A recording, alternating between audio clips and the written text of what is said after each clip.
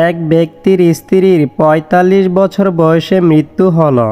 সবাই যখন তাকে দ্বিতীয় বিয়ের পরামর্শ দিল, উনি তখন বললেন, স্ত্রীর সবচেয়ে বড় উপহার তো ছেলে আছে, ওকে নিয়েই কেটে যাবে বাকিটা জীবন। তারপর ছেলে যখন বড় হলো, ছেলেকে সব ব্যবসা বুঝিয়ে দিয়ে কখনো নিজের আর কখনো বন্ধুর অফিসে সময় কাটাতে লাগলেন। ছেলের বিয়ের পর উনি আরও বেশি একাকী হয়ে পড়লেন। তখন পুরো বাসাতে বৌমার অধিকার দিয়ে দিলেন। ছেলের বিয়ের ১ বছর পরে উনি দুপুরে খাবার খাচ্ছিলেন।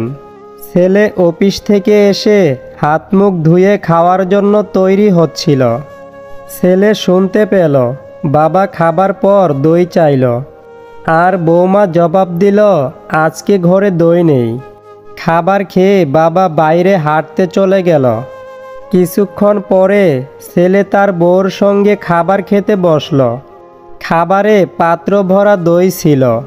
ছেলে কোনো প্রতিক্রিয়া না জানিয়ে খাবার খেয়ে অফিসে চলে গেল। কিছুদিন পর ছেলে নিজের বাবাকে বলল, আজ তোমাকে কোর্টে যেতে হবে, আর আজ তোমার বিয়ে হচ্ছে।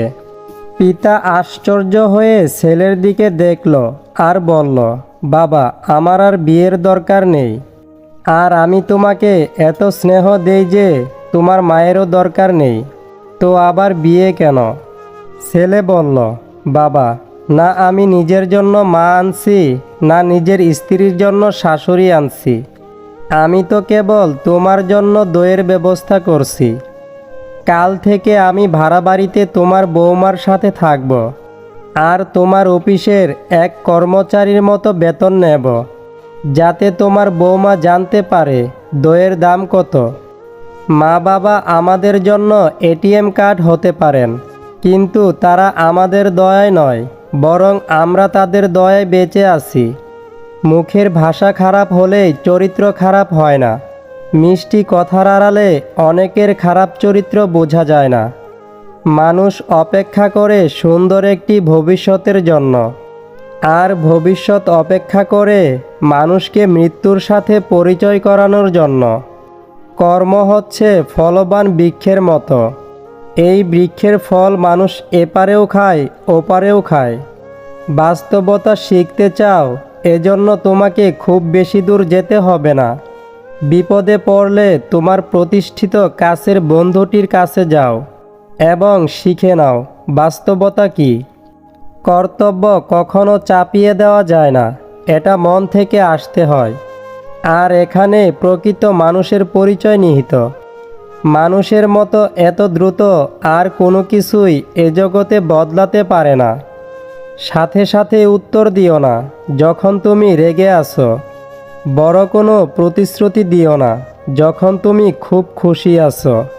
গুরুত্বপূর্ণ কোনো বিষয় সিদ্ধান্ত নিও না যখন তুমি মন খারাপ করে থাকো। পৃথিবীর সবচেয়ে বড় মনোবিজ্ঞানী হচ্ছে মা, যিনি মুখে বলার আগেই মনের কথা বুঝে নেয়। যে মেয়েটির সাথে আপনার বিয়ে ঠিক হয়েছে বা বিয়ে করতে চাচ্ছেন, জানার চেষ্টা করুন তার অনেক ছেলে বন্ধু আছে কিনা। জানার চেষ্টা করুন খোলামেলা পোশাক পরে বাইরে যেতে পছন্দ করে কিনা। তার সাথে গভীরভাবে কথা বলে চালাকি করে একান্ত কথাবার্তা বলুন। যদি সে এইসব বিষয়ে আলাপ করে খুশি হয় বা আনন্দ পায়, এবং তাকে যদি এইসব বিষয়ে আপনার কাছে তাকে পাকা বলে মনে হয়, তাহলে বুঝুন আর যাই হোক, সেই মেয়ের চরিত্র আগে থেকেই খারাপ। মানুষ ঘর বদলায়, সম্পর্ক বদলায়, বন্ধুও বদলায়, তবুও তাদের সমস্যার শেষ হয় না, কারণ সে নিজেকে বদলায় না। আমি কাউকে কখনো কষ্ট দেইনি, এই কথাটি হচ্ছে অহংকারের আরেক নাম। তুমি হয়তো জানো না, নীরব থেকেও মানুষকে কঠিন কষ্ট দেওয়া যায়। যখন জীবনের কিছুই বাকি থাকে না, তখনই মানুষ নিজের ভুল বুঝতে পারে। ধীরে ধীরে যেটা পাবে সেটা তোমার, আর হুট করে যেটা পেয়ে যাবে সেটা কখনো তোমার নয়। স্বামীর থেকে বড় আপন এই পৃথিবীতে কেউ হতে পারে না। আজ আপনি স্বামীর ঘরে ভালো থাকবেন, সুখে থাকবেন, আপনার পাশে সবাই থাকবে। কিন্তু স্বামীবিহীন অসহায় হয়ে পড়লে দেখবেন আপনার ছায়াটাও আপনার পাশে থেকে সরে গেছে। ক্ষণিকের জন্য আপনাকে হয়তো সবাই ব্যবহার করবে, কিন্তু পাশে থাকবে না কেউ। কারণ এই সমাজে ভালো মানুষের সংখ্যা খুব কম, অমানুষের সংখ্যাই বেশি। তাই আপনার স্বামীর থেকে কাউকে আপন মনে করে ভুল করবেন না। আপনাকে আগলে রাখলে এই মানুষটি রাখবে যে মন্ত্র পড়ে আপনার দায়িত্ব নিয়েছে। সুতরাং স্বামী যেমনই হোক, তার থেকে আপন দুনিয়ার কেউ হবে না, হতেও পারে না। পুরুষের সৌন্দর্য প্রকাশ পায় জ্ঞানে, আর নারীর সৌন্দর্য প্রকাশ পায় গুণে। বর্তমান যুগে 3টি কাজ করলে বাস নিশ্চিত। 1. বিনা স্বার্থে উপকার করলে। 2. কাউকে টাকা ধার দিলে। এবং 3. কাউকে বেশি ভালোবাসলে। যে আপনাকে পাত্তা দেবে না, তাকে আপনিও পাত্তা দেবেন না, সে যত বড় বিখ্যাত মানুষ হোক না কেন। মনে রাখবেন, আপনার পৃথিবীতে আপনি রাজা। আর যে আপনাকে আপন ভাববে, তাকে আপনিও আপন করে নেবেন। কিসের তো অহংকার? আজ যাকে ঠকিয়ে তুমি হাসছ, কাল অন্যের কাছে ঠকে তুমি নিজেই কাঁদবে। অপেক্ষাটা শুধু সময়ের। যে মনের দিক দিয়ে অনেক ভালো, তার কপালটাই সবচেয়ে খারাপ হয়। কারণ তার সহজ সরল মনটা নিয়ে সবাই খেলা করে।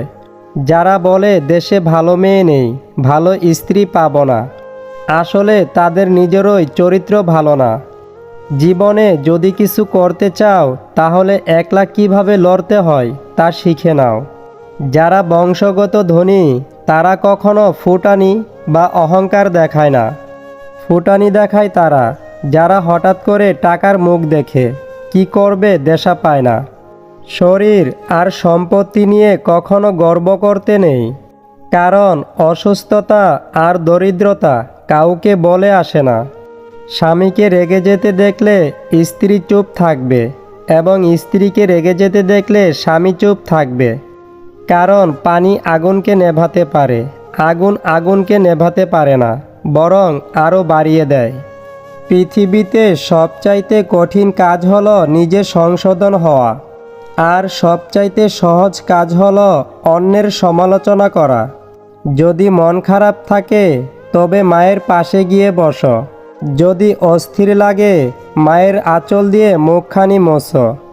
যদি ভয় পাও, মাকে খুলে বলো। যদি বিপদমুক্ত থাকতে চাও, যেখানেই যাও মাকে বলে যাও। আর যদি ভালো থাকতে চাও, তাহলে বেশি করে মায়ের সেবা করে যাও। সফলতার গল্প পড়ো না, কারণ তা থেকে তুমি শুধু বার্তা পাবে।